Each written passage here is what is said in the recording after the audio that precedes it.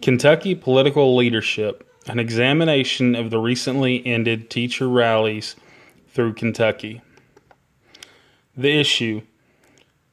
Teachers in Kentucky have recently went on strike twice within the past month to show their viewpoint of the recent legislation involving budget cuts as well as teacher benefit cuts.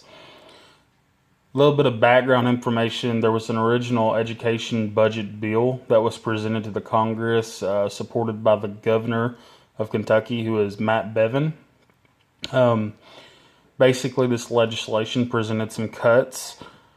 The issue is that we found, and we knew, is that we're at such a deficit in our education budget that something has to be done to prevent it from going into further collapse. The possible solution from legislation and the governor was to have these budget cuts as well as benefit cuts for teachers so that hopefully they can save money in the future.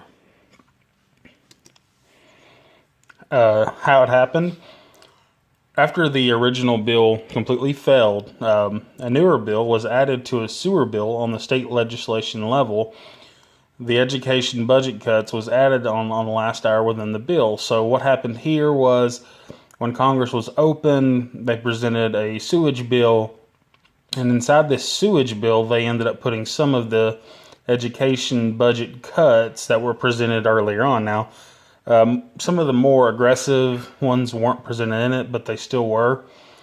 Obviously, probably wondering why it was presented under a sewage bill. In all likelihood, this was just to try to not necessarily keep it a secret, but to kind of put a little undercover.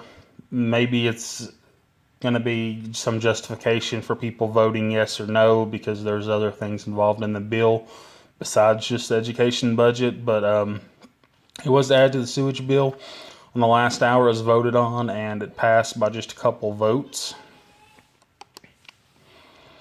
The educators' response to this, teachers were upset not only with the budget, but how it passed Congress. This led to empowerment of the teachers in their rallies and a showing of poor collaboration leadership from the state. So the reason that I'm suggesting this is because educators weren't just upset about the bill. It's true that no one liked the bill that's in the education system. No one likes to have their funding decreased. No one wants their benefits cut. That's very natural. But what upset them even more is, a lot of this is their livelihood, their future. So they didn't get a chance when this bill was introduced in the sewage bill to show their opposition to it, to talk to their congressmen or congresswomen about how they felt, how it would affect them, if it was positive, if it was negative. Instead, the bill was just, as I mentioned earlier, put in under another bill so that it could be passed. This obviously upset the teachers. This is something they feel very strongly about it. I do want to note that these bills have nothing to do with increasing pay for teachers. So teachers aren't upset because they're not getting more money. They're upset because their benefits and their budget that they have for their classrooms and so much for their students is being cut. So I want to make that point very clear. The empowerment likely actually came from the legislation and the government itself, because the teachers got upset and were empowered by how this happened.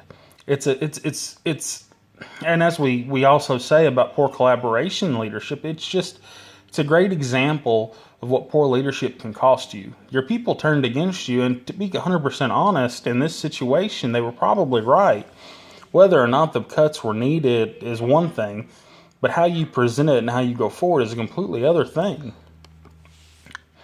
The political response to the teacher rallies: Governor Bevin supported the budget cuts, but gave poor statements of the educators who came to Frankfort for their peaceful protests. So, as I mentioned in the one of the earlier slides, there were two initial big protests or rallies, whatever you want to define them as, by the educators in Kentucky. After the second one, which ended up being successful for the educators because no more cuts were allowed after the initial ones, the governor was upset. I'm paraphrasing here, not an exact quote, but he did say that he thought that some of the children of the teachers that were there protesting may have been, in his words, sexually abused or raped. So he was obviously very upset about this.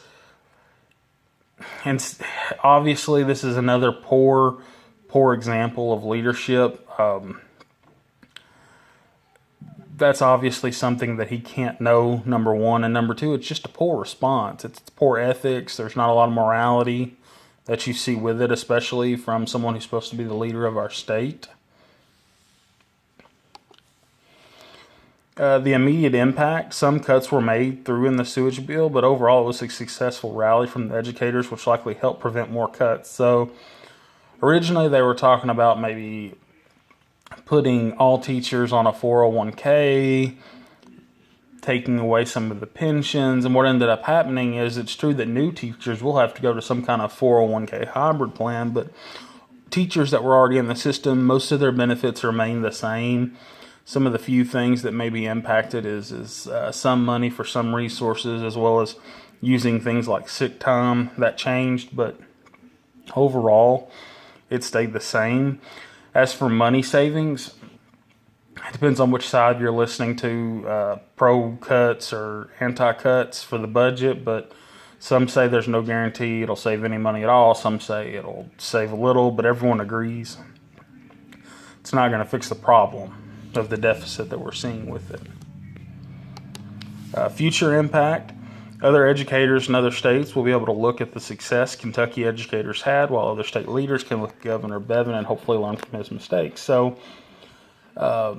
states like Mississippi that have the poorest salaries for educators and teachers, they can learn from Kentucky teachers because they had an issue that mattered to them. They peacefully protested. They talked to their congresspeople, and there were some cuts that happened, but they prevented a lot of negative things to them from happening in doing this. They showed their voice, they showed their own leadership, and they were successful. Other teachers can use this as a benchmark if they feel the same way or need to go through the same steps. Now, other state leaders really need to learn from Governor Bevin as more of a negative impact. After Bevin made his comments about, because some of the teachers may have come to rally, their kids may have been sexually abused. Obviously, that was all over CNN and the Washington Post, etc., gave him a very, very bad look. Just because someone's protesting your ideas as a leader doesn't give you the right to make comments like that. It shows poor ethics, poor morals, and honestly, it just makes you seem kind of like a snob who can't stand the fact that maybe you lost one. I mean, that's just the reality of the situation. I think there's a lot of lessons learned here from both sides. I do want to congratulate the teachers and educators and everyone in the school system, because I do think that they were successful in what they did. Thank you for your time. This presentation is by James Cole. Thank you.